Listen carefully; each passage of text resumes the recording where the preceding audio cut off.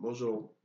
Aujourd'hui, dans ce tutoriel, nous allons voir la dernière partie de la configuration intervenante sur un routeur. Donc, pour vite un petit rappel, on a déjà fait l'inter-VLAN. J'ai dit c'est pour permettre aux différents VLAN de communiquer. Donc, c'est ça. Et avant, dans les tutoriels précédents, nous avons vu comment on peut faire l'intervenant sur un switch de niveau 3.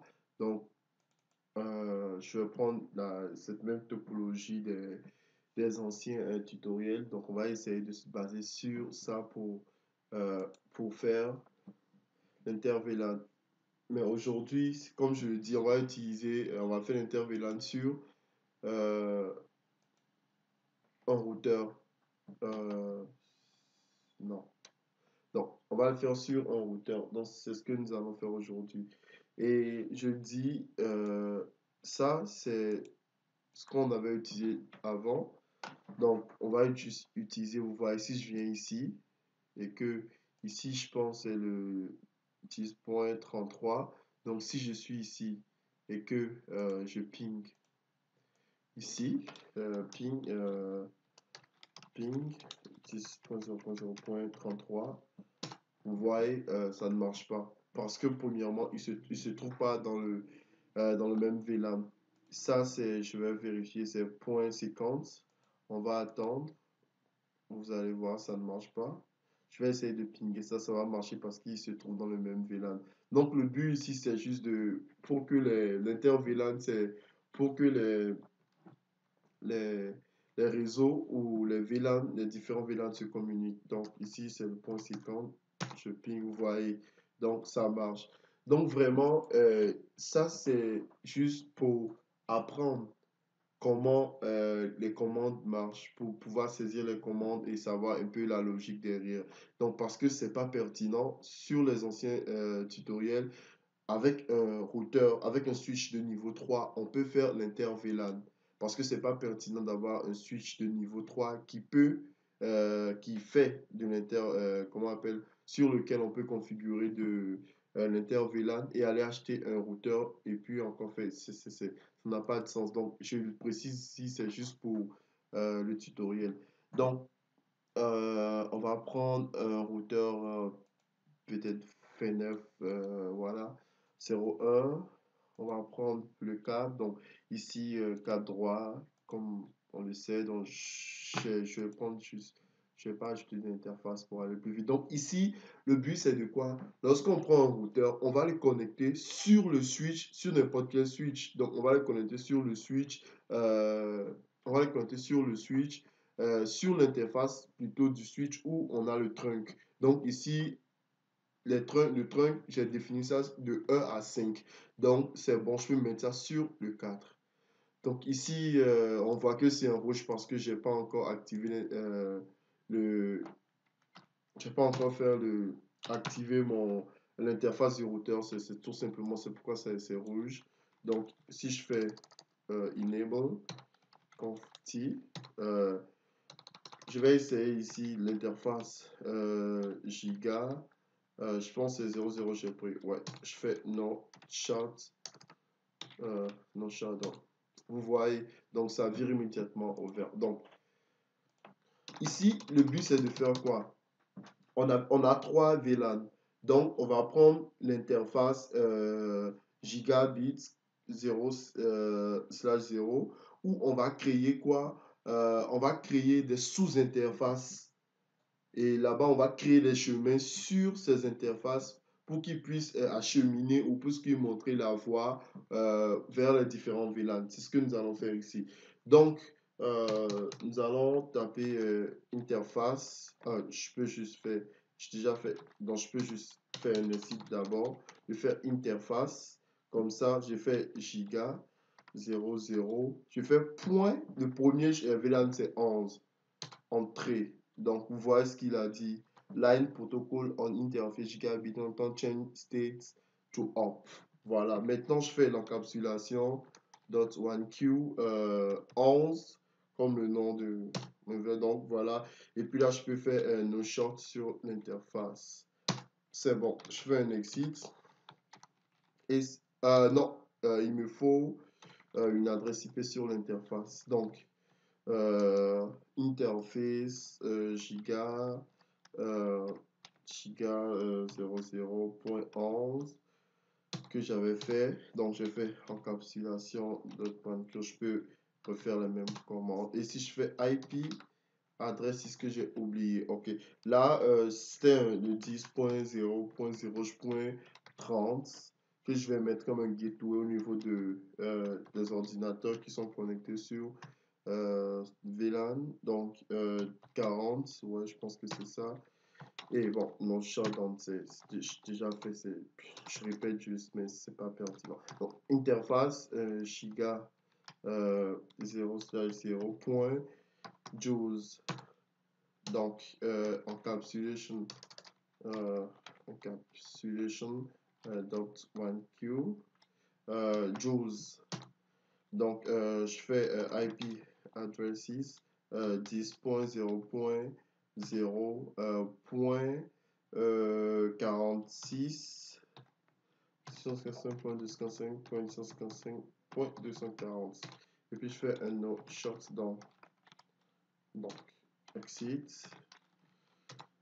Ensuite, interface giga 0/0.13. Je fais encapsulation dot 1q 13. Je fais IP addresses. Donc, IP addresses, c'est 10.0.0.62. Ouais, 255.255.255.240. Je fais un no shutdown. Je fais un do add pour activer. Et pour voir les routes que j'ai configurées, je peux faire CTRL Z tout simplement. Puis je fais show IP routes. Voilà. Donc, vous voyez, c'est ça. Donc, voilà le subnet. Voilà, là, vous voyez les réseaux. Voilà. Voilà les réseaux que j'ai. Et voilà. Donc, ils sont directement, vous voyez, connectés sur quoi? Connectés sur le sous-interface que j'ai créé. Donc, quoi de plus mieux que de faire les textes? Donc, je suis ici. Je vais pinguer.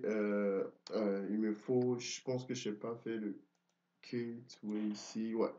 Ici, j'ai 10.0.0, 40, ça fait 46. Ouais, c'est ça. Non, ça fait 62. Voilà, point 62. 0.62. Je vais pas tout faire pour ne pas perdre de temps. Je vais essayer de prendre ça parce qu'il ne se trouve pas dans le même VLAN. C'est point 33. Donc,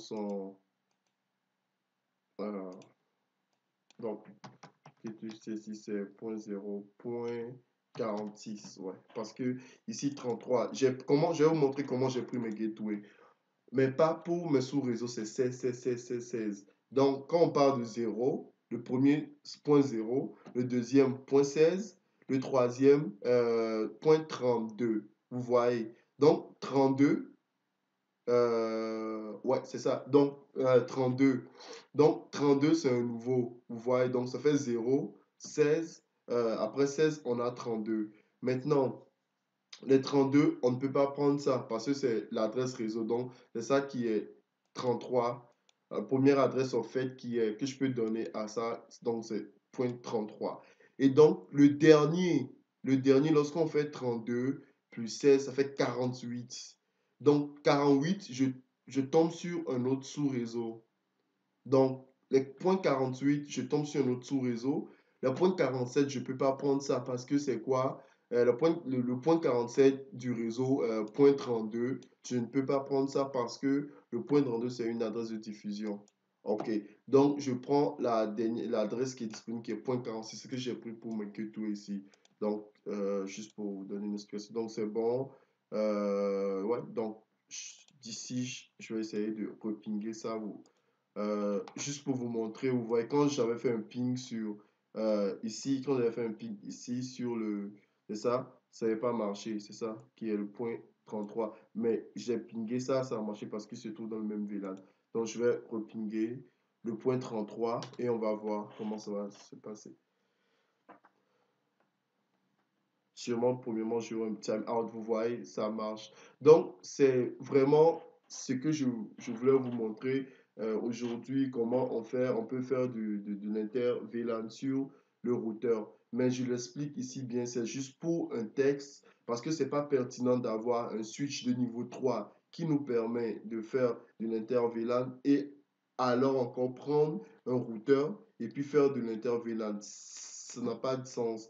Et ici, c'est juste pour le test parce que je ne voulais pas reprendre, faire une topologie et c'est pour ne pas prendre près de temps. J'ai pris mes anciennes topologies que j'ai fait lors des tutoriels, donc lors de mes vidéos. Donc, je peux, ici, on peut faire quelque chose. On va voir si ça marche. Logiquement, ça doit marcher. Si j'essaie de prendre, oui, normalement, ça doit marcher.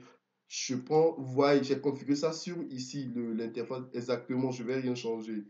Ici, je prends, parce que sur le switch, j'ai configuré aussi les trucs de 1 à 5. Donc, je vais prendre quelque chose qui se trouve dans la plage. 4, c'est bon. On va attendre que ça devienne fier pour essayer de faire, on va essayer de faire le test ici. Mais comme je le dis, ça va marcher. C'est logique, donc ça doit marcher. Donc vraiment, c'est pas pertinent, comme je le dis, d'avoir un switch de niveau 3 pour faire un inter-VLAN et puis d'avoir encore un autre routeur pour acheter, pour gaspiller de l'argent, pour acheter juste un routeur pour faire de l'inter-VLAN. Donc voilà, donc c'est en vert, donc on peut faire le test. Ici, toujours, je vais essayer de pinguer le point 33 qui avait marché. Ça ne marche pas encore, on va voir. On aura un premier time out. Ça prend du temps. Ça prend du temps. Ok, vous voyez, ça marche. Comme je l'ai dit, c'est ça. C'est la logique. C'est ça. Donc, maintenant, c'est bon. Vous voyez. Donc, c'est ça. Que ce soit, je l'avais connecté sur le serveur, sur le switch de niveau 3 où j'avais fait je vais configurer un VTP. Vous voyez. Mais que ce soit, si je le mets sur ce switch, ou sur ce switch, ou sur ce switch, là, ça va marcher. Donc, j'espère que vous avez aimé cette vidéo et si vous avez aimé, n'hésitez pas à partager, à vous abonner à ma chaîne Claude Abouki et voilà. Et dans le prochain tutoriel, on va parler un peu des adressages, des adressages dynamiques sur les routeurs et voir certaines